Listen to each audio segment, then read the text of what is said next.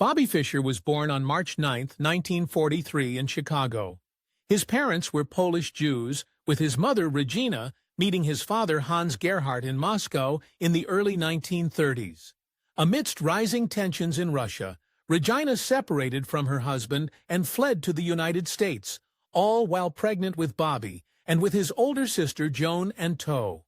Upon her son's birth, Regina was homeless, having been unable to find a permanent residence in the U.S. Over the next few years, she hustled at different jobs across many different states to support her children. Bobby's father stayed resolutely back in Europe, all but ignoring Bobby's existence. His mother worked tirelessly, and as a result, she was largely absent from her children's lives. Any spare time she did have, she dedicated to communist activism.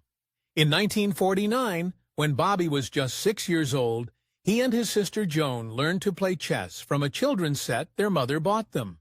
While Joan quickly lost interest, its effect on Bobby was immediate.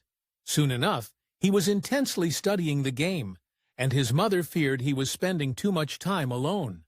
In response, she submitted an ad to a local paper seeking children Bobby's age to play chess with him. Although the paper never actually ran the ad, they did forward it to chess player Hermann Helms, the so-called Dean of American Chess. Seeing that he likely had a prodigy on his hands, Helms invited Bobby and his mother to the simultaneous exhibition of chess champion Max Pavey. The 7-year-old Bobby acquitted himself well at the exhibition, holding on for an impressive 15 minutes against Pavey and drawing a crowd to watch him. Brooklyn Chess Club president Carmine Negro was at the exhibition that day, and he took Fischer under his wing to teach him the next level of the game. Fischer studied under him and other mentors for the next few years, but when he was 13 years old, everything changed. He'd been working day and night on his game for years, but in 1956 his talent exploded, and that summer he became the youngest ever junior champion. But his first brush with infamy was just around the corner. That October, Fischer attended a tournament in New York City and played against international master Donald Byrne, a man 13 years his senior. The outcome is now known as the Game of the Century. In a bold, even reckless move, the prodigy Fischer sacrificed his own queen and then managed to sweep through Byrne's defenses to take the win. It stunned the tournament and the world, earning Fischer the Brilliancy Prize and a game that's still analyzed to this day. But Fischer's response was surprising. He didn't see what he did as particularly brilliant, as he put it afterward. "I just made the moves I thought were best. I was just lucky." The next months, however, proved it was anything but luck. By 1957, Fischer was a household name among U.S. chess fans. At 14, he earned the rank of master, the youngest player at the time to ever earn the title. Then just months later, he went on to win the U.S. championship again, becoming the youngest ever to do so. Fischer was on fire, but he was heading toward danger. When he focused on something, the people around him needed to watch out. After conquering America, Fischer now became obsessed with playing in the Soviet Union, which had a fearsome reputation for turning out chess prodigies and which had a complicated place in his family history.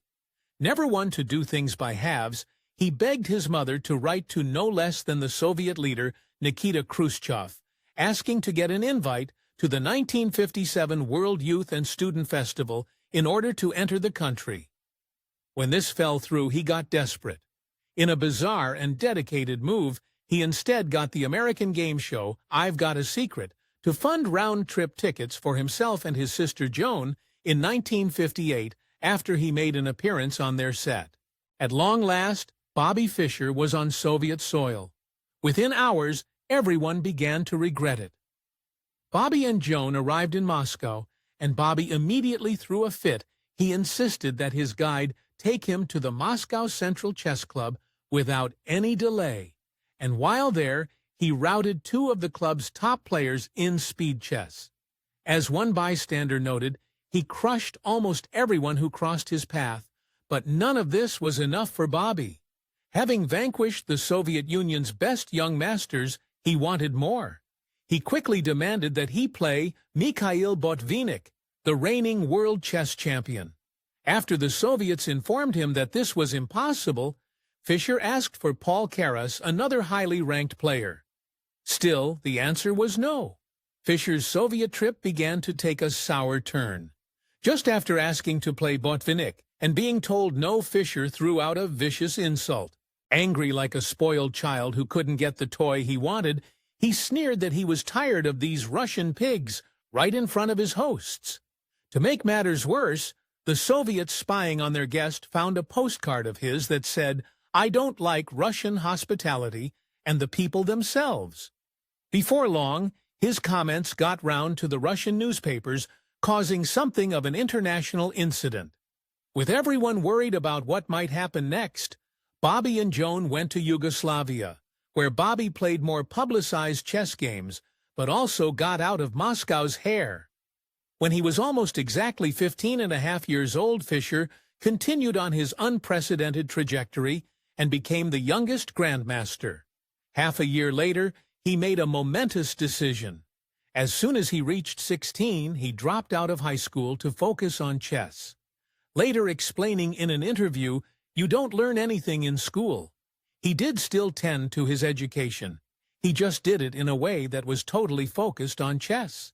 Incredibly, Fischer taught himself multiple foreign languages, including Russian, for the express purpose of reading chess periodicals from around the world. In 1960, at a tournament in Buenos Aires, Fischer recorded a rare competitive failure, finishing far behind two other players. For Fischer, it would have been a humiliating loss, with the whole chess world wondering if he'd lost his touch.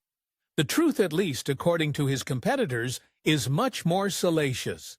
At the time, Fischer was 17, a snappy dresser, and apparently full of hormones. According to some fellow players at the tournament, Fischer had his first intimate experience with a woman during the competition, and the distraction contributed to his loss. Afterwards, Fischer made himself a bitter promise. He reportedly said he'd never mix women and chess together ever again. "I promise that at least one person close to him," says he kept. Fischer faltered once again in the candidates tournament in Curaçao in 1962, finishing in 4th place out of 8 when he had been the favorite. This time, Fischer claimed the tournament's Soviet players had colluded to stop him from winning. After a string of tournament successes around the world, Fischer achieved an astonishing 11-0 win in the 1963-4 U.S. Championship. To this day, it remains the only perfect score in the history of the tournament and is one of only about 10 perfect scores recorded in high-level chess. Then he went for the Soviets. In 1971, Fischer competed against Soviet grandmaster and concert pianist Mark Taimanov in the quarterfinals of the candidates' matches.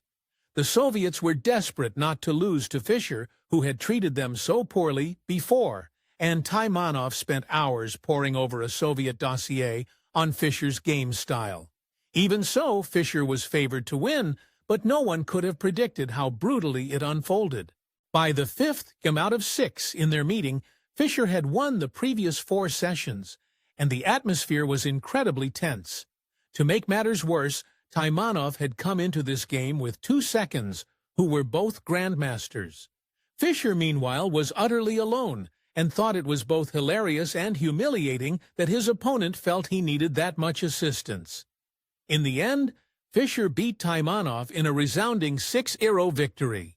The Soviet government, furious at Taimanov's loss, kicked him off the chess team, took away his stipend, and banned him from traveling for 2 years. Bobby Fischer's personal Cold War was just heating up. The World Chess Championship of 1972 between Fischer and the defending Soviet world champion Boris Spassky would become the defining moment of Fischer's career. Fischer had long been particular about his chess playing, especially with the Soviets, and he refused to play in Spassky's chosen location of Reykjavik until the committee upped the prize money. After his enormous hot streak, Fischer had now gained a reputation as the Einstein of chess, and he was more than happy to act the part. As such, his diva demands grew. In particular, he required that the 1972 championship game have one particular stunt and chess set made at the Jakes of London. In preparation for the match, Fischer did his part to meet the moment, focusing intensely on his physical fitness ahead of the tournament. In interviews, he noted how he frequently played tennis, went swimming, and practiced boxing, all to improve his brain power when it came to the chessboard. Due to the ongoing Cold War, the match of the century between the American Fischer and the Soviet Spassky became a media sensation. It's been a long road for Fischer to this game, and it'll be a long match at the end of that road. Both he and Spassky have to play 24 games. The match could last up to 2 months. Each game runs to 5 hours. The most intellectually exhausting battle known to the mind of man. The match got off to an embarrassing start for Fischer, who lost the first 2 opening games, the second, by declaring a forfeit. His reasons for forfeiting raised eyebrows, although Fischer had appeared to enjoy the media attention outside the game room. He now said the gaming conditions inside with cameras in every corner were distracting him. Throughout his decision to forfeit, which took some time, Fischer was erratic, and according to a friend, not very coherent. Indeed, Fischer was apparently paranoid about the entire match, believing that the Icelandic Chess Federation, as a supposed communist front, was conspiring against him to make him lose. With the match sitting at 2-0 for Spassky, it looked as though Fischer might leave Iceland and abandon the match entirely. Reportedly, U.S. National Security Advisor Henry Kissinger rang him up and encouraged him to stay in the match for America's sake. Even so, Fischer made one more stipulation. In order to continue, he demanded that the third match be played in a private backroom away from the cameras. Spassky, not wanting to win by default, agreed. From that third game on, everything changed for Fischer. He staged a comeback with a newfound confidence. After the 21st game, he was declared the victor and became the 11th world chess champion and an American hero.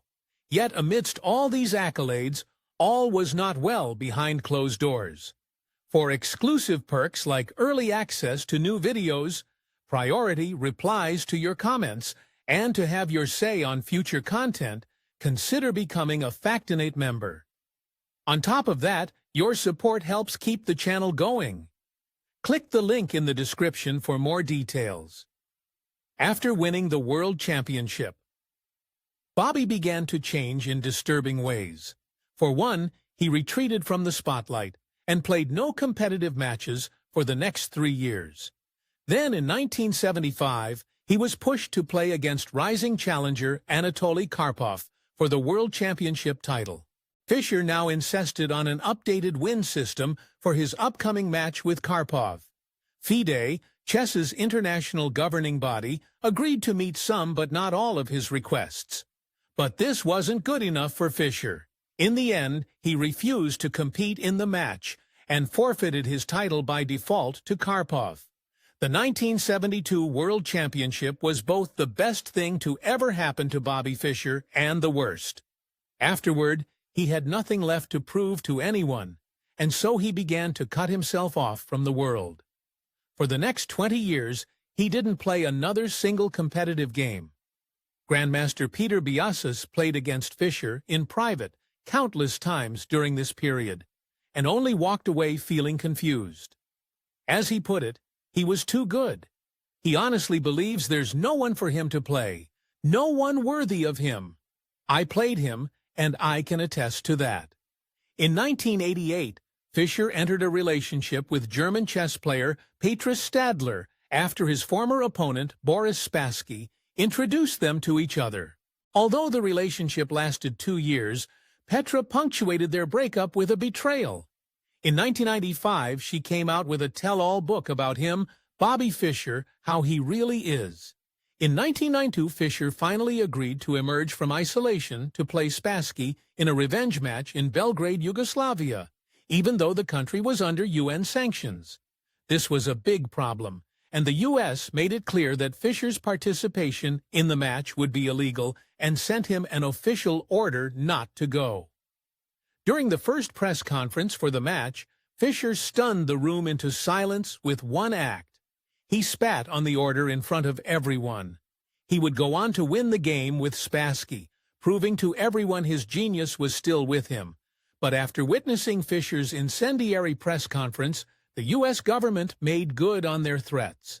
They put out a warrant for his arrest effective as soon as he finished the match. Not calling their bluff, Fischer fled first to Budapest and then later to the Philippines. Incredibly, Bobby Fischer was now a fugitive. In 2002, the Philadelphia Inquirer published an investigative report into Bobby Fischer's parentage and put forth an explosive theory. His father wasn't Hans Gerhard Fischer, but rather the Hungarian mathematician and one-time child prodigy Paul Nemeni. Not only did the brilliant Nemeni likely have an affair with Bobby's mother in 1942, but he was also interested in Bobby's upbringing and paid child support until he died in 1952. After 2 years living in the Philippines, Fischer moved to Japan. Then on July 13, 2004, while attempting to take a flight back to the Philippines, Japanese authorities arrested him in the airport at the behest of the U.S. government. Fischer said they put him in a windowless, smoky cell where he didn't see natural light for days at a time. It also drove him to reevaluate his life. He ended up marrying his partner, at the time chess player Miyoko Watai, from prison on September 6, 2004. During this time, Fischer, terrified that he'd be extradited to the U.S., sent a letter to the government of Iceland requesting citizenship. Eventually, this was granted by the Icelandic government in part thanks to his 1972 match with Spassky that had put Iceland on the map. From then on, Fischer was determined to live a reclusive existence once more. Yet his legacy wasn't so simple. Despite his own Jewish heritage, Fischer became virulently anti-Semitic as time went on, engaging in all kinds of paranoid conspiracy theories about Jews. By the end of 2007, Fischer was only 64 but was suffering from degenerates of kidney failure. He died on January 17, 2008, and it was all his fault. I learned in New York here. What age? 6. When did you start to get serious about chess? Well, maybe 7. Originally, he only had a urinary tract blockage, but refused perhaps because of his paranoia to have surgery or even to take medication. He was buried in a small Christian cemetery near an Icelandic village, having spent over 15 years in exile. If you enjoyed this Factinate video, give it a thumbs up and subscribe for more incredible stories. If you want to say in who we cover next, join our membership program through the link in the description for exclusive perks. Your support means everything to us. Thanks for watching, and we'll see you in the next one.